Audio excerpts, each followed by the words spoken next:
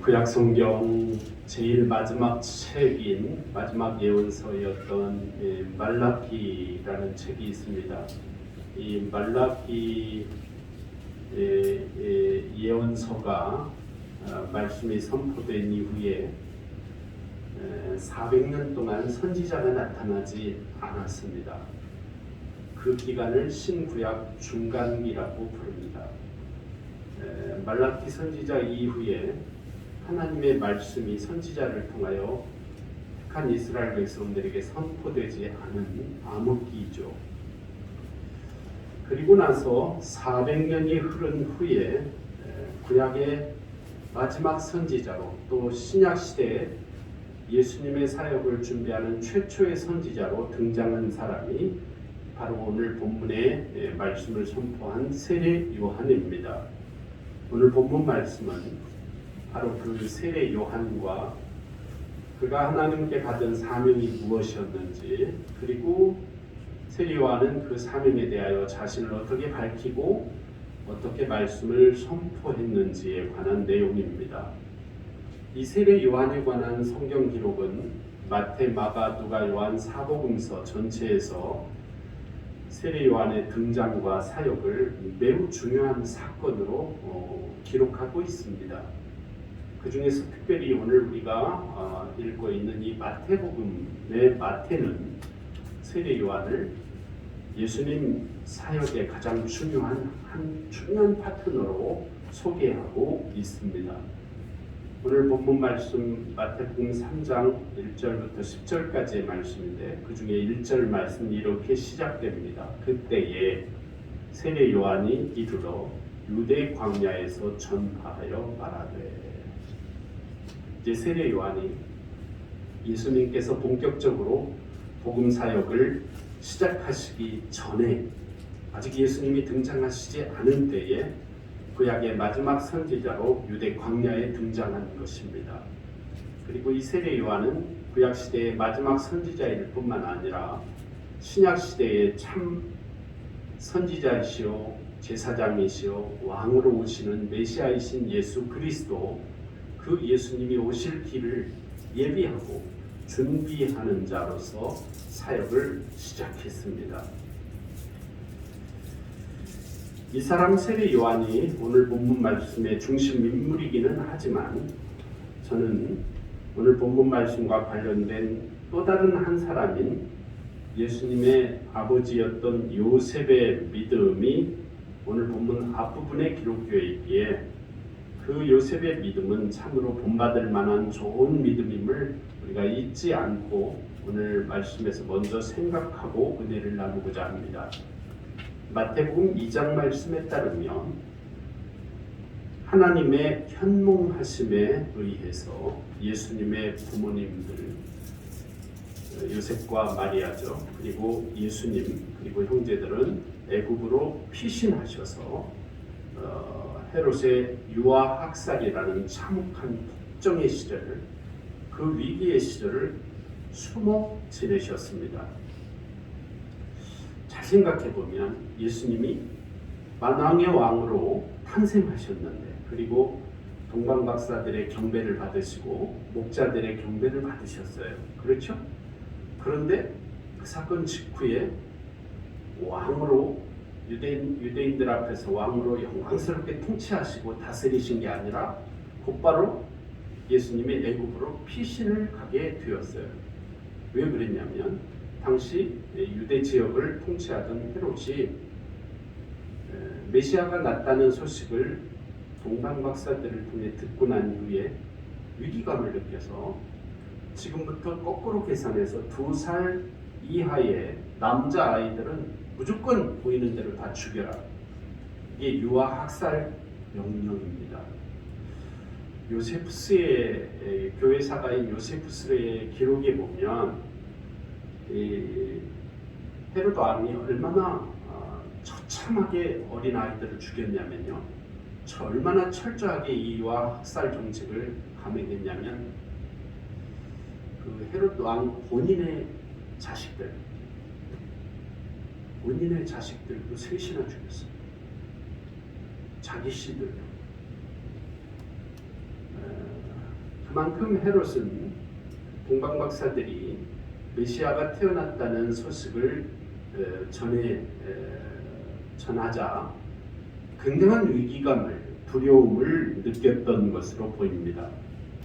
그 참혹한 폭정의 시절, 그 예수님에게 있어서는 정말 큰 위기의 시절, 예수님이 피하지 않을 수 없었어요. 그래서 하나님께서 예수님의 아버지인 요셉에게 나타나셔서, 꿈에 나타나셔서 가족들을 데리고 애굽으로 떠나라, 거기서 피신을 살아라 라고 말씀하셔서 예수님은 대략 애굽에서 3년의 기간을 아기 때, 어린 아기 때, 갓 태어난 시절부터 어린 아기 시절을 지내신 것으로 되어 있습니다. 진정한 만왕의 왕이신 참 예수님, 참 왕이신 예수님께서 가짜 왕, 일시적인 왕, 거짓의 왕인 헤롯의 폭정에 밀려서 애굽에 피신하여 숨어 사셨다는 것입니다. 그 과정 속에서 전능하신 하나님, 위대하신 완전하신 하나님께서 섬세하고 완벽하게 예수님을 보호해 주시는 모습을 우리는 이 마태복음 2장의 기록을 읽어보면서 깨닫게 됩니다. 그리고 마태복음 2장 19절부터 20절 말씀에 따르면 헤롯이 죽은 후에 주의 사자가 애굽에서 요셉에게 현몽하여 이르시되, 자, 예수님께서 애굽에 가서 3년 숨어 지내시는 기간 동안 헤롯이 죽었어요. 아주 비참하게 죽었다고 역사에는 기록되어 있어요. 그리고 헤롯이 죽자마자 주의 사자가, 하나님이 보내신 사자가 애굽에서 예수님의 아버지 요셉에게 또다시 현몽하여, 꿈에 나타나셨죠. 현몽하여 이르시되, 일어나 아기와 그의 어머니 마리아를 데리고 이스라엘 땅으로 가라. 아기의 목숨을 찾던 자들이 죽었느니라. 이렇게 말씀하셨습니다. 마태복음 1장 예수님의 족보 기사에 이어지는 예수님의 탄생 기사로부터 오늘 본문 말씀 직전의 본문인 예수님께서 나사렛에서의 삶에 관한 말씀 속에서 요셉은 3번 하나님의 사자가 자신에게 현몽하셔서 나타나셔서 직접 말씀해 주시는 신비로운 말씀 사건을 경험했습니다. 그 3번은 마태복음 1장 20절, 2장 13절, 그리고 2장 19절에서 20절 말씀인데, 설명드리면 이 내용입니다. 첫 번째, 요셉이 1장 20절에 보면 하나님의 사자가, 하나님이 요셉의 꿈에 나타나셔서 이렇게 말씀하십니다. 그때는 마리아와 동거하기 전인데도 마리아가 아이를 임신했다는 소식을 요셉이 들었을 때, 그리고 마음으로 내가 이 마리아를 위해서, 또 나 자신을 위해서라도, 이 가문을 위해서라도 조용히 이 혼인을 없던 것으로 끊어버리는 게 좋겠다. 여기서 그만하는 게 좋겠다. 약혼만 한 상태였으니까요. 근데 참 동거하기 전인데, 분명히 동거한 적이 없는데 마리아가 임신했다. 인간적으로 요셉은 이해할 수가 없는 일이었고, 그리고 이해할 수 없을 뿐만 아니라 여러분, 얼마나 이게 정말 황당한 일이고 얼마나 화가 나는 일이었을까요? 그래서 그럼에도 불구하고 절제하고 절제해서 이 일을 끊어버려, 조용히 내가 덮어야 되겠다, 끊어야 되겠다 하고 생각하고 있는 이때, 그날 밤에 주의 사자가 나타나셔서 현몽하여, 1장 20절에 보면 이 일을 생각할 때에 주의 사자가 현몽하여 이르되, 다윗의 자손 요셉아, 네 아내 마리아 데려오기를 무서워하지 말라. 그에게 잉태된 자는 성령으로 된 것이라. 이렇게 말씀하셨어요.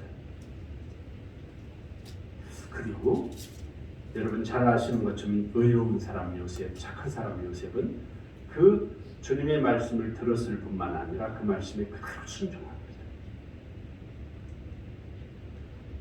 두 번째 현몽 사건은 2장 13절에 기록된 동방 박사들이 태어난 아기 예수님께 경배한 후에 떠난 바로 그 시기에, 다시 말씀드리면 헤롯이 유아 살해 명령을 내리던 그 참혹한 시기에 일어난 일입니다. 마태복음 2장 13절을 보면 그들이 떠난 후에, 여기 그들은 동방 박사들입니다. 주의 사자가 요셉에게 현몽하여 이르되 헤롯이 아기를 찾아 죽이려 하니 일어나 아기와 그의 어머니를 데리고 애굽으로 피하여 내가 내게 이르기까지 거기 있으라 하시니. 두 번째로 하나님의 말씀이 꿈으로 요셉에게 전해졌습니다. 지금 위험하니까, 헤롯이 죽이려고 하니까 여기 있다 그러면 죽는다. 헤롯이 자기 시도 세 아들이나 죽이고 했는데 예수를 죽이지 않겠어요? 그러니까 빨리 네 아들과 아내를 데리고 애굽으로 피신해라. 그리고 내가 너에게 또 말씀을 주기까지 거기서 살아라 하고 지시하셨다는 것입니다. 물론 요셉은 또 이 하나님의 극적인 말씀에, 어려운 말씀에 또 그대로 순종했습니다. 세 번째, 인간 요셉에게 하나님의 말씀이 또 현몽으로 나타난 것은 헤롯이 죽은 후입니다. 마태복음 2장 19절부터 20절 말씀을 보면 헤롯이 죽은 후에 주의 사자가 애굽에서 요셉에게 현몽하여 이르되 일어나 아기와 그 어머니를 데리고 이스라엘 땅으로 가라. 아기의 목숨을 찾던 자들이 죽었느니라 하시니. 그리고 이 말씀을 들은 요셉은 또 동일하게 그대로 순종합니다. 성도 여러분, 로마 카톨릭 천주교에서는 예수님의 어머니 마리아를 성모라고 부릅니다. 성모로 부르면서 그분의 마리아의 인격과 덕성, 그리고 그분 마리아의 거룩함과 공의와 자비로우심을 높이고 존경하면서 그분 성모 마리아의 이름으로 기도하고 그 마리아를 의지합니다. 그러나 저는 마태복음 이 본문 말씀을 살펴보면서 어쩌면 마리아보다, 로마 천주교가 생각하는 것처럼 마리아보다 더 훌륭한 사람은 어쩌면 그 남편이며 예수님의 아버지이셨던 요셉이 아니었을까 생각합니다. 마태복음 1, 2장에 나타난 이 요셉의 가장 탁월한 믿음의 내용이 무엇이죠? 방금 제가 설명드린 것처럼 요셉의 가장 탁월한 믿음의 탁월함은 바로 자신에게 임한 하나님의 말씀에 대한 반응이었습니다. 내게 임한 하나님의 말씀에 내가 어떻게 반응하느냐 하는 것은 오늘 이 예배를 드리는 저와 여러분에게도 동일하게 매우 중요하고 근본적인 믿음의 반응이라 말하지 않을 수 없습니다. 이 요셉의 하나님의 말씀에 대한 탁월한 반응은 두 가지였습니다. 첫째는 이 요셉은 하나님의 말씀을 하나님의 음성으로 들을 줄 아는 사람이었습니다. 성경을 읽는다고 다 하나님 말씀 듣는 게 아니에요. 예배 드린다고 해서 설교를 많이 들었다고 해서 다 하나님 말씀으로 듣는 것도 아닙니다. 들려지는 말씀이 하나님의 말씀이라고 믿고 들을 수 있는 것은 그건 믿음의 능력입니다. 요셉은 말씀을 들을 줄 아는 사람이었다는 사실을 기억하십시오. 그리고 성도 여러분, 저와 여러분이 말씀을 들을 줄 아는 사람이 되십시오. 하나님의 말씀을 들을 줄 아는 사람. 저는 목사이지만 지금까지 이렇게 신앙생활하고 목회 사역을 하면서 깨달아지는 것 중에 하나는 말씀이 늘 새롭게 들린다는 거예요. 이게 은혜입니다. 아, 몰랐구나. 아직도 내가 모르고 있구나. 오늘은 말씀이 또 이 의미로 들리는구나 하고 깨닫는 것. 말씀을 하나님의 음성으로 들을 수 있는 사람이 되는 것. 성도 여러분, 이게 하나님이 원하시는 바입니다. 말씀을 하나님의 말씀으로 들을 줄 알았기 때문에 요셉은 두 번째 탁월한 반응을 하나님 앞에 보일 수 있었습니다. 요셉이 하나님 앞에 보인 두 번째 탁월한 반응은 그 들려진 말씀에 순종하는 사람이었다는 것입니다. 어떤 말씀이 주어져도 머물라고 하면 머무르고, 자기는 끊고자 했으나 마리아 데려오기를 두려워하지 말라고 하면 가서 실천하고, 자기는 여기서 살고 싶었지만 하나님이 현몽하셔서 애굽으로 가라고 하면 그 험한 애굽으로 어떻게 가요? 그 아기를, 가난 아기를 데리고. 그럼에도 불구하고 들려진 말씀에 순종하는 사람. 또 애굽에서 잘 살고 있는데 헤롯이 죽었으니까 이제 이스라엘로 데리고 와라 하니까 또 다시 이스라엘로 왔다는 거예요. 요셉은 하나님의 말씀이 들려질 때 그 말씀을 철저하게 들을 수 있는 사람이었고, 그리고 들려진 말씀에 철저하게 순종하는 사람이었다는 것입니다. 그래서 요셉이 아내와 예수님을 포함한 모든 가족을 데리고 애굽에서 다시 이스라엘로 이주하게 됩니다. 그리고 이스라엘 땅으로 와서 정착한 땅이 오늘 본문에 나타난 나사렛입니다. 나사렛은 당시 이스라엘 사람들에게 있어서 아주 작은 동네, 그리고 초라하고 무엇보다도 농경문화 속에서 농사짓기가 아주 척박한 땅. 그러면 나사렛은 쓸모없는 지역입니다.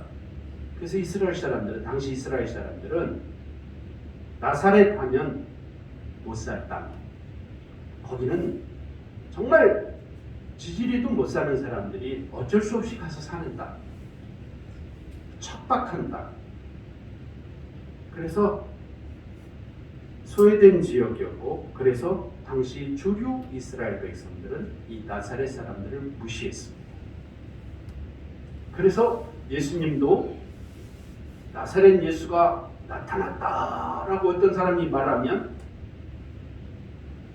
나사렛 예수가 바로 메시아다라고 어떤 제자가 선포했는데도 당시 이스라엘 사람들은 나사렛에서 무슨 선한 것이 난다고 하면서 무시했습니다. 이게 관용어처럼 쓰였어요. 나사렛에서 무슨 선한 게 나. 여러분, 한번 거꾸로 우리가 이렇게 바꿔서 한번 생각해 보죠. 이번에 아무개가 장관 됐다는데 오남리 출신이라고 하더라. 그렇게 말하니까 많은 사람들이, 서울 사람들이 오남리에서 무슨 그 총부석에서 무슨 장관이 나와. 이렇게 말하면 여러분 기분 나쁘지 않겠습니까?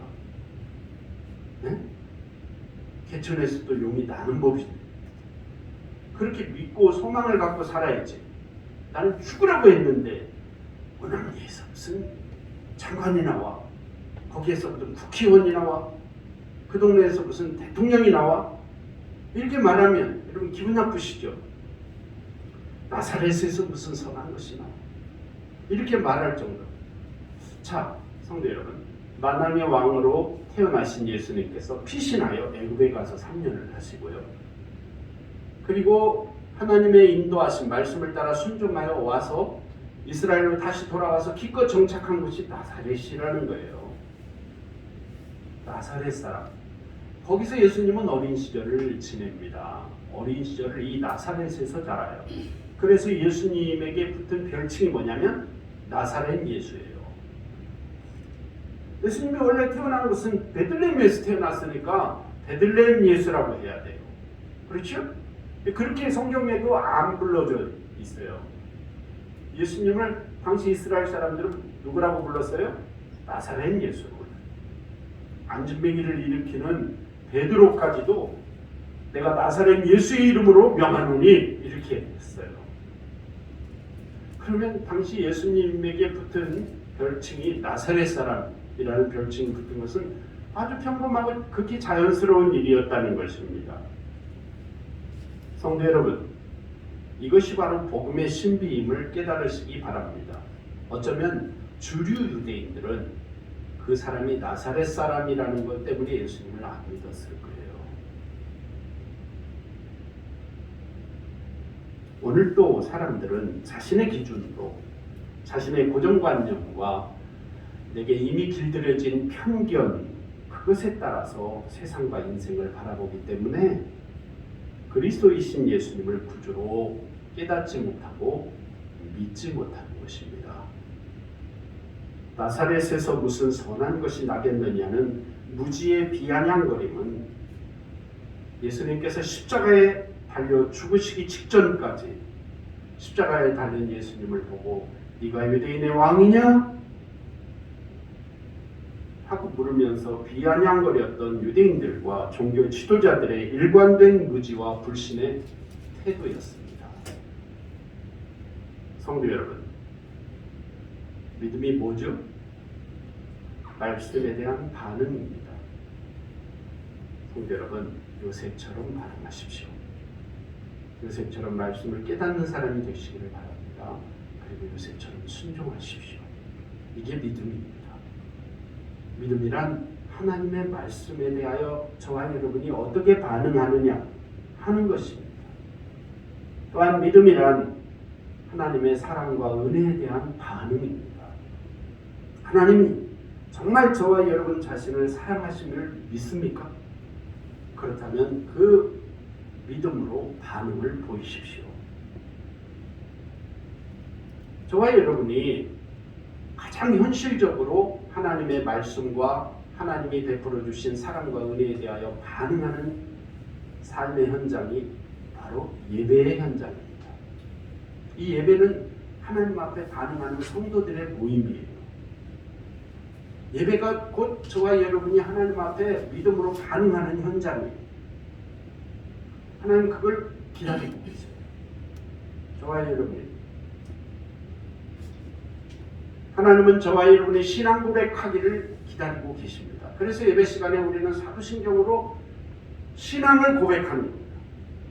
하나님 나의 믿음은 이것입니다를 사도신경으로 고백하는 거예요. 왜냐하면 하나님이 반응을 원하고 계시기 때문이에요. 여러분 아이를 키우셨죠? 다. 여러분 자녀를 키울 때 보람이 뭡니까? 그 고생하면서도 자녀를 기쁨으로 희생하면서 부모가 키우는 보람이 뭐예요? 하나씩 하나씩 이전에 하지 않던 반응을 아이가 보일 때 그것이 엄마의 기쁨, 아빠의 기쁨, 할아버지 할머니의 기쁨, 온 이웃과 공동체의 기쁨이지 않습니까? 우리 새끼가 많이 컸네. 내가 그 고생하고 이거 키워가지고 무슨 보람이 있을까 했는데 보람이 있을까는 아니어도 그냥 자식이니까 키웠지만 감사한 것은 이제 우리 자식이 이렇게 자라서 자식 노릇하는 거 너무 감사하죠. 너무 기쁘지 않습니까? 몇 살짜리가 돼서 초등학교 갈 때 너무 신기하지 않으세요? 작은 것이 가서 고생이라고 안 간다고 안 하고 가서 배우고 와서 어떤 몸짓을 보일 때 반응을 보일 때 여러분 얼마나 신비롭고 감사합니다. 우리의 영의 아버지 되신 하나님께서 저와 여러분에게 복음을 깨닫게 하시고 믿음을 주시고 기다리시는 것이 뭐예요? 반응입니다. 그게 바로 예배입니다. 그리고 신앙 고백입니다. 신앙 고백. 그리고 나아가서 주신 말씀과 하나님이 깨닫게 하신 지혜에 따라 새롭게 결단하고 그리고 우리 자신만을 위해 살지 않고 사랑하는 타인과 이 세상과 이웃을 위하여 헌신하며 사는 삶입니다. 그리고 나아가서는 또 그 나를 변화시키고 나를 새롭게 한 그 하나님의 말씀과 복음을 만방에 알리는 복음 전파와 영혼을 구원하는 영혼 구원의 사역이 곧 하나님 앞에 저와 여러분이 보여야 할 반응입니다. 이것이 교회와 성도에게 하나님이 기대하시는 바입니다. 오늘 본문 말씀 1절에 그때에는 예수님께서 나사렛에 거주하시던 때를 말합니다. 아직 예수님께서 사역을 시작하시기 전입니다. 그런데 세례 요한이 바로 그 시기에 선지자 이사야를 통해 하나님의 말씀에 예언된 사명대로 하나님께서 나를 부르셨다는 사실을 깨달았습니다. 그리고 그 받은 사명대로 나는 누구여야 하느냐? 광야에 외치는 자의 소리가 곧 나다. 나는 광야에 외치는 자의 소리다. 뭘 외칠 것이냐? 예수가 오신다고 외치는 사람. 내 뒤에 나는 그분의 신을 들고 따라다니는 종노릇 하기에도 부족할 만큼 영광스러우신 분이신 예수 그리스도, 그분이 메시아라는 사실을 큰 소리로 만방에 외치는, 광야에서 외치는 사람의 그 소리. 성도 여러분, 소리는 외치고 없어지는 게 소리예요. 남는 게 아니에요. 기억되지 않아요. 남아요. 남지 않아요. 사라져요. 내가 누구냐? 하나님 앞에 나는 구원받은 성도이고, 내가 누구냐? 하나님 앞에 나는 사명받은 사명자다. 내 사명이 뭐냐? 광야에 외치는 자의 소리다. 이게 세례 요한의 깨달음이었어요. 아직 예수님이 등장하지 않으셨는데 유대 광야에 가서 모든 사람에게 듣든지 듣지 않든지 광야에 외치는 자의 소리로서 복음을 선포하고 전파하는 거예요. 성도 여러분, 이 모습이 얼마나 거룩합니까? 오늘 본문 말씀의 주요 인물로 등장하는 이 세례 요한은 두 가지 모습으로, 두 가지 측면으로 사명자의 모습을 잘 우리에게 보여주고 있습니다. 하나는 그의 외모입니다. 그가 어떤 모습이었는지 그것으로 구약의 마지막 선지자, 신약의 최초의 선지자로서의 모습을, 광야에서 외치는 자의 소리로서의 사명자의 모습을 보여주고 있습니다.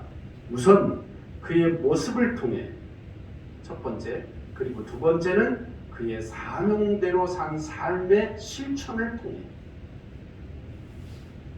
첫 번째, 그의 모습을 통해 그는 진정한 예언되었던 바로 그 소리였습니다. 말씀을 읽어보면 이 세례 요한은 구약시대의 엘리야 선지자와 똑같은 모습으로 등장했습니다. 엘리야가 갑자기 나타났듯이 세례 요한도 예고도 없이 사람들이 기대하지도 않았는데 갑자기 등장합니다. 그리고 엘리야가 그렇게 살았듯이 세례 요한도 독신과 금욕적인 삶을 살았습니다. 엘리야가 그렇게 선포했듯이 세례 요한도 아주 단호하게 말씀을 선포합니다. 사람들이 듣기 좋게 말하지 않아요. 독사의 자식들 하면서 독특한 치장과 외모, 아주 털을 많이 기른 사람이고요. 그리고 허리에는 가죽으로 된 띠를 두른 사람이었습니다. 그래서 그의 모습이 흡사 구약시대의 대예언자였던, 말씀드린 것처럼 엘리야의 모습처럼 나타났습니다. 그래서 당시 사람들 중에는 광야에서 복음을 전하고 세례를 베풀던 세례 요한을 구약시대 엘리야 선지자가 다시 환생해서 오늘 이 시대에 나타난 사람이라고 믿었습니다.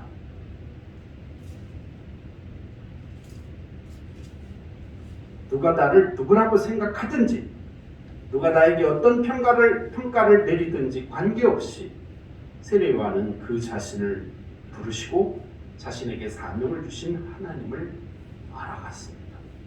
그리고 그 사명을 알았습니다.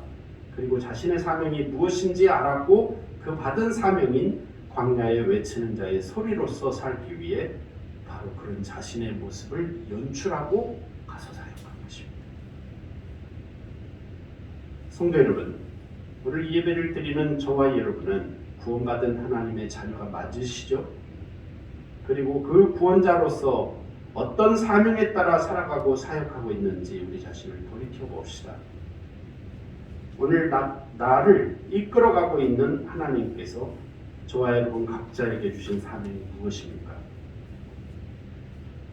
그리고 오늘 저와 여러분 자신의 모습은 그 사명자의 모습인지 돌아보셔야 됩니다. 어떤 모습이냐가 중요해요. 나의 외모, 나의 말씨, 나의 감정과 인격과 태도 속에서 사명자의 모습이 과연 제대로 드러나고 있는지를 살펴보셔야 됩니다. 교회 안에서의 모습뿐만 아니라 여러분 삶의 현장인 직장과 가정에서 타인과의 모든 만남 속에서도 마찬가지입니다. 겉으로 외식하라는 뜻이 아닙니다. 내 인격과 품성과 사명이 나의 태도로 드러나야 한다는 것을 말씀드리는 것입니다. 두 번째 이 세례 요한은 그 사명대로 사는 삶을 통해 사명자의 역할을 감당했습니다. 태도를 갖추었을 뿐만 아니라 분명하고 강력한 삶으로 소리의 사명을 감당했습니다. 이 세례 요한의 강력한 선포에 유대인들은 열광적으로 반응했습니다. 말씀드린 것처럼 세례 요한이 등장하기 전 400년 동안 말라기 선지자 이후에 400년 동안 하나님의 말씀이 선지자를 통해 주어지는 사건이 끈기였어요. 400년 동안요. 다시 말하면 세례 요한은 400년 만에 나타난 선지자예요. 게다가 그 모습이 꼭 구약의 엘리야 선지자 같이 나타났어요. 그리고 그의 선포는 강력해요. 권세가 있어요. 그러니 유대인들이 얼마나 열광했겠습니까? 오늘 본문 말씀 3장 5절 6절에 보면 그때 예루살렘과 온 유대와 요단강 사방에서 다 그에게 나와 자기들의 죄를 자복하고 요단강에서 그에게 세례를 받더니 라고 기록되어 있어요. 유대와 예루살렘과 요단강 사방에서 다 그에게 나와서 세례 요한이 뭐 특별히 시키지도 않았는데 선지자님 저 이런 잘못을 저질렀어요. 저 어떻게 해요? 저 어떻게 하나님 나라 갈 수 있겠습니까? 하면서 자기 죄를 다 자복하는데 그리고 세례 요한에게 세례를 받았다는 겁니다. 유대 광야에서 요단강가에서 백성들은 그의 말씀을 전적으로 수용했으며 그렇게 나온 사람들에게 즉각적인 세례가 베풀어졌습니다. 그러나 바리새인과 사두개인 즉 정치 종교 지도자들에게는 전혀 호의적인 모습을 보이지 않았습니다. 오히려 세례 요한은 그들에게 이 독사의 자식들이라고 부릅니다. 그들에게 진노가 임박했다고 외쳤습니다. 7절 말씀부터 10절을 보십시오. 요한이 많은 바리새인들과 사두개인들이 세례 베푸는 데로 오는 것을 보고 이르되 독사의 자식들아 누가 너희를 가르쳐 임박한 진노를 피하라 하더냐. 그러므로 회개에 합당한 열매를 맺고 속으로 아브라함이 우리 조상이라고 생각하지 말라. 내가 너희에게 이르노니 하나님이 능히 이 돌들로도 아브라함의 자손이 되게 하시리라. 이미 도끼가 나무 뿌리에 놓였으니 좋은 열매 맺지 아니하는 나무마다 찍혀 불에 던져지리라. 여러분 이 말씀을 잘 분석해 보십시오. 일반 민중들이 나올 때는요 세례 요한이 막 꾸짖기도 했지만요 다 세례 베풀었어요. 나중에는 상당히 종교를 이용해서 당시에 종교를 이용해서 자신의 이득을 챙기던 직업적 종교인들, 타락한 종교인들, 바리새인과 서기관들 이 사람들이 자기들도 세례받겠다고 꾸역꾸역 나오니까 세례 요한이 걸어오고 자기에게 나오고 있는 그 사람들을 향한 이 독사의 자식들아 이렇게 욕을 했다는 거예요. 성도 여러분 이거 욕입니다. 저주입니다. 독사의 자식들아.